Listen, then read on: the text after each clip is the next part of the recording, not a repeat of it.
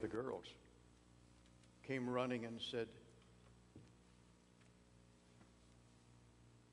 that her little playmate was in the pool.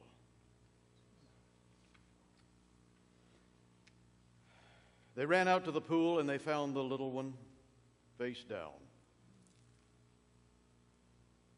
unresponsive in the pool.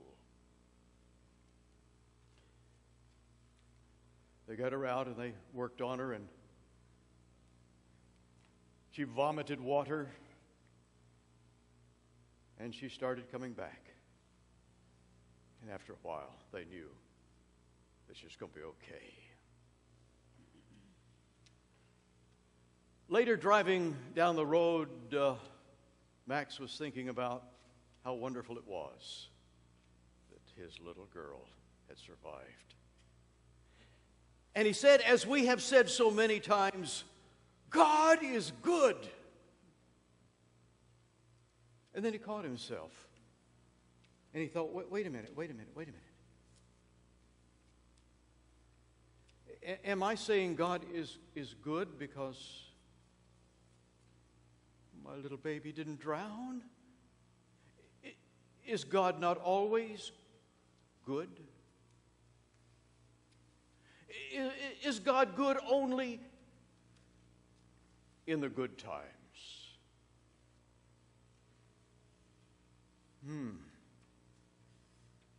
It's a question for us this Thanksgiving. When is God good? And when is He deserving of our thanks? Well, you may say He's always deserving of our thanks, but we say that, but do we act it out? You know, we're doing away with Thanksgiving. You know that, don't you? We're doing away with Thanksgiving. Maybe not on the calendar, maybe not on the printed page, but nobody likes to say it anymore. Do you say we're going to have Thanksgiving? No, you say we're going to have Turkey Day. Turkey Day, and then there are other names too. But rarely will you hear Thanksgiving because, well, Thanksgiving has become for us an uncomfortable time. You know, that's when all of the family gathers around the table and Uncle Jimmy says the prayer, and Uncle Jimmy is just too long-winded. Wish Uncle Jimmy would shut up. We want to get to that turkey. Uh-oh. Or wasn't that a wonderful prayer that Uncle Jimmy said? You see, either way, we're missing the point. We established one day for Thanksgiving, and now we're trying to do away with the word. Well, we'll call it Thanksgiving. You know, the young people today don't want to call it Thanksgiving. As a matter of fact, they don't want to get with the family. Young people today want to get with their friends. They want to have the meal with their friends. And it is proposed by them to call it Friends Day. Friends Day. Not Thanksgiving. Well, what's this with Thanksgiving? They say, how can you call it Thanksgiving? It all revolved around a time when we met with people and later stole their land. Yeah, some Thanksgiving. We're missing the point, aren't we? Who are we thanking? Are we thanking God? Are we thanking God when God is good? Well, God, you've been good.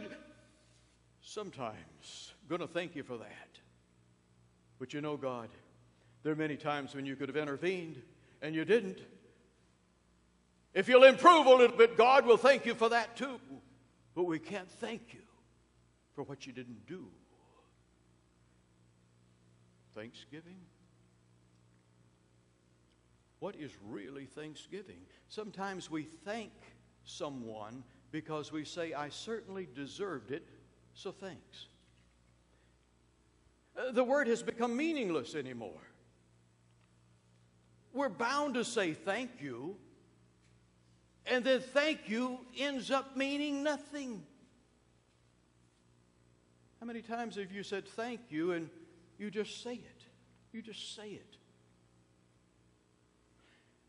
There is something about Thanksgiving that can change our lives, that can turn us into different people. And I don't just say that off the cuff. I can give you statistics. Robert Emmons,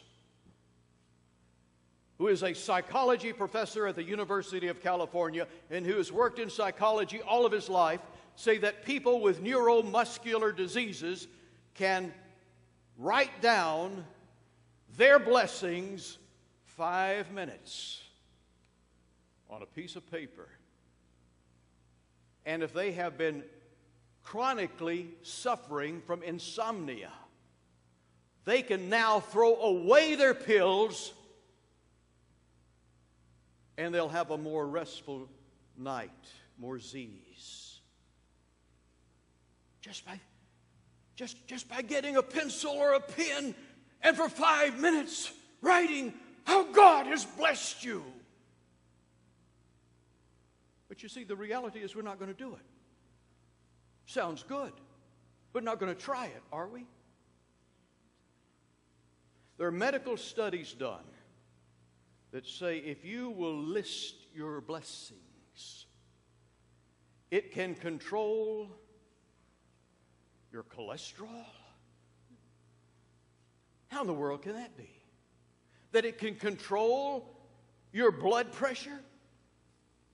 Statistics have been done. If you have to make a financial decision, if you will sit down and you will write down your blessings, you will act more intelligently.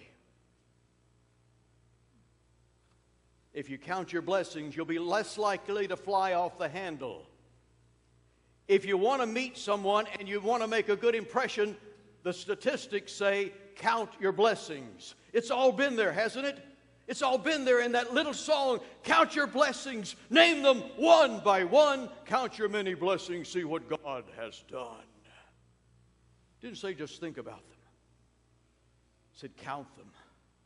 Count them. 1, 2, 3, 4. Count them. Now, see, I'm giving you two parts here.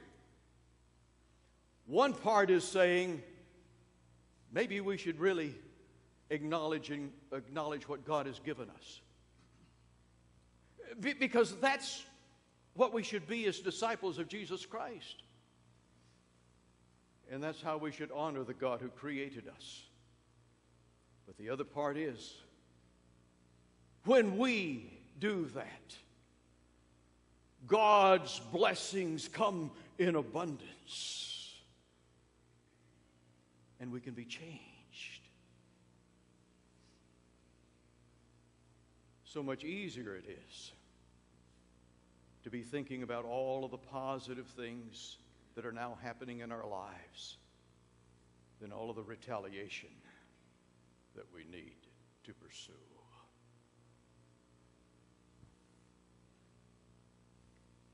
You know, a bulldog can whip a skunk, but sometimes it's just not worth the effort.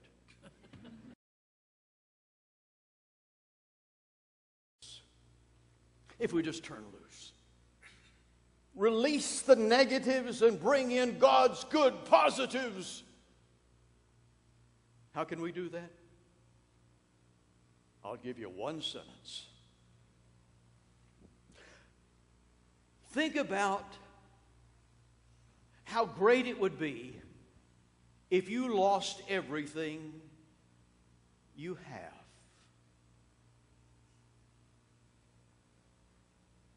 And then got it all back again.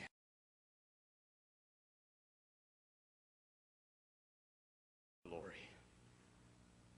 And God will give us an abundance. Thanks.